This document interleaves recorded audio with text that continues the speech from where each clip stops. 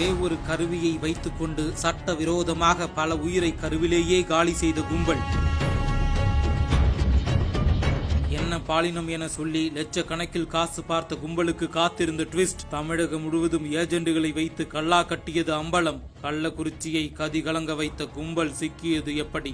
கள்ளக்குறிச்சி மாவட்டத்தில் சமீப காலங்களாக கருவில் உள்ளது ஆணா பெண்ணா என கண்டறிந்து கருவில் உள்ளது பெண் என தெரிந்தால் அவற்றை கலைப்பு செய்யும் சம்பவங்கள் அதிகரித்து வருவதாகவும் கள்ளக்குறிச்சி நகர பகுதியில் சட்டவிரோதமாக செயல்பட்டு வருவதாக சுகாதாரத்துறைக்கு தகவல் கிடைத்தது.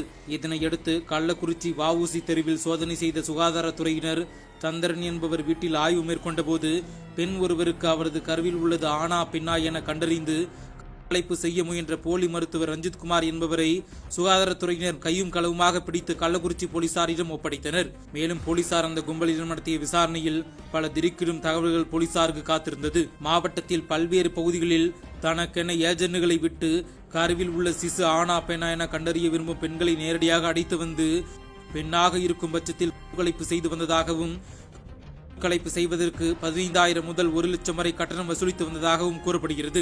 மேலும் இந்த கலைப்பு செய்வதன் மூலமாக நாள் ஒன்றுக்கு 2 முதல் 3 லட்சம் ரூபாய் வருமானம் பெறுவதாகவும் போலீசார் மேற்கொண்ட விசாரணையில் தெரிய வந்துள்ளது. தொடர்ந்து போலி மருத்துவர் ரஞ்சித்குமார் கள்ளக்குறிச்சி அருகே உள்ள வடக்கனந்தல் கிராமத்தைச் சேர்ந்தவர் என்பதும் இவர் அலம்பலம் கிராமத்தில் தனியார் மெடிக்கல் நடத்தி வருவதாகவும் கூறப்பட்ட நிலையில் இவர் 12ஆம் வகுப்பு படித்துள்ள போலி மருத்துவர் ரஞ்சித்குமாரை கைது செய்த போலீசார் கலைப்பு செய்ய பயன்படுத்தப்பட்ட ஸ்கேன் இயந்திரம் மற்றும் மருந்து மாத்திரைகளை பறிமுதல் செய்து கள்ளக்குறிச்சி போலீசார் விசாரணை நடத்தி வருகின்றனர். மேலும் தப்பியோடிய வீட்டின் உரிமையாளர் சந்திரனை போலீசார் தீவிரமாக தேடி வருகின்றனர்.